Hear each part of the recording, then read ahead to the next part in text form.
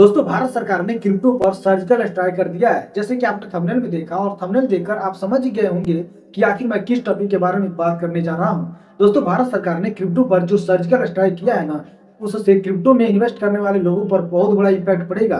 तो चलिए इसको गहराई से समझने की कोशिश करते हैं कि आखिर में यह स्ट्राइक क्यों हुआ है। दोस्तों, क्या आपने कभी सोचा था कि एक ऐसी करेंसी जिसे फ्यूचर की करेंसी कहा गया और यह भी कहा गया कि इस पर किसी सरकार का नियंत्रण नहीं होगा, आज भारत सरकार उसी पर अपना पकड़ इतनी मजबूत कर रही है कि अब आपकी पलकें झपकाना भी सरकार के रिकॉर्ड में होगा।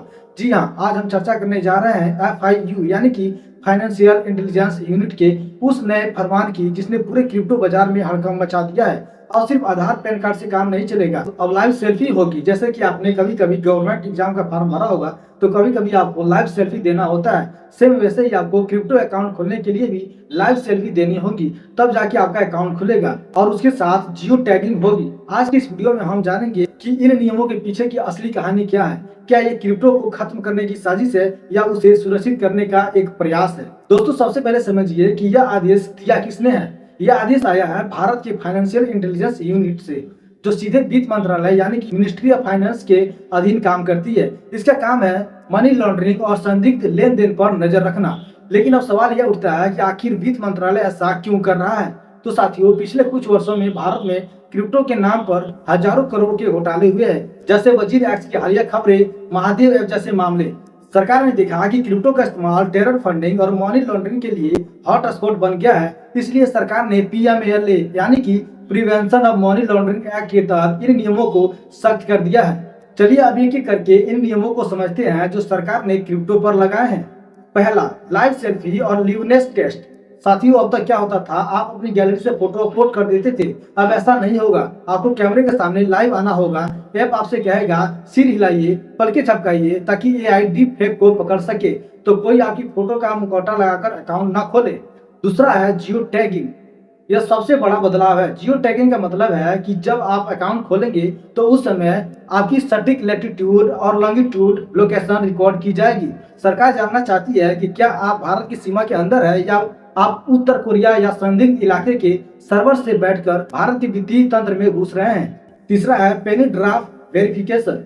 जैसे आप बैंकों में अकाउंट वेरिफिकेशन करते हैं, क्रिप्टो एक्सचेंज आपके बैंक में ₹1 भेजेगा, यह सुनिश्चित करने के लिए कि जो नाम पैन कार्ड पर है वही बैंक खाते में है कि नहीं। यानी अब बेनामी लेन देन का रास्ता पेनी ड्राफ्ट वेरिफिकेशन के कारण पूरी तरह से बंद हो जाएगा।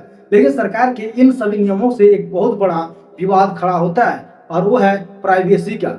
नियम कहता है कि एक्सचेंजों को आपका डाटा 5 साल तक संभाल कर रखना होगा। अगर आपने आज कोई ट्रांजैक्शन किया और 4 साल बाद सरकार को आप पर शक हुआ तो वो 5 मिनट में आपकी पूरी हिस्ट्री निकाल लेगी। दोस्तों, यहाँ क्रिप्टो कम्युनिटी नाराज है। उनका कहना है कि क्रिप्टो तो डिसेंट्रलाइजेशन के लिए बना था, जहाँ किसी का कंट्रोल ना हो। लेकिन यहाँ तो सरकार ने बैंक से भी ज्यादा सख्त नियम लगा दिए हैं। लेकिन सरकार का कहना है कि राष्ट्र की सुरक्षा पहले है और निवेश की सुरक्षा बाद में है। अगर आप एक आम निवेशक हैं तो इन नियमों से आपका फायदा और नुकसान दोनों होगा। तो चलिए सबसे पहले इसके फायदे को समझते हैं। इस नियम के आने से अब फ्रॉड एक्सचेंज गायब हो जाएंगे।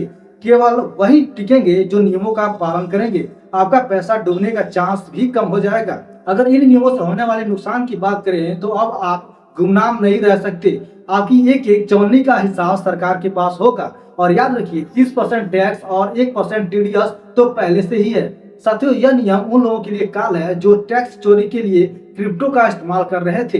दोस्तों, भारत में क्रिप्टो अब वाइल्ड वेस्ट यानी कि बिना कानून का इलाका नहीं रहा। सरकार इसे एक कानूनी ढांचे में ला रही है, भले ही वह ढांचा कितना भी सख्त क्यों ना हो। क्या आपको लगता है कि इतने सख्त नियम के बाद भारत में क्रिप्टो का भविष्य बचेगा या निवेशक उबकर विदेशी एक्सचेंजों पर भाग जाएंगे? अपनी राय कमेंट बॉक्स में जरूर साझा करें। अगर आपको यह वीडियो पसंद आया हो तो वीडियो को लाइक करें और अपने उन दोस्तों के साथ शेयर करें जो क्रिप्टो में इन्वेस्ट करते हैं। बहुत बहुत धन्यवाद।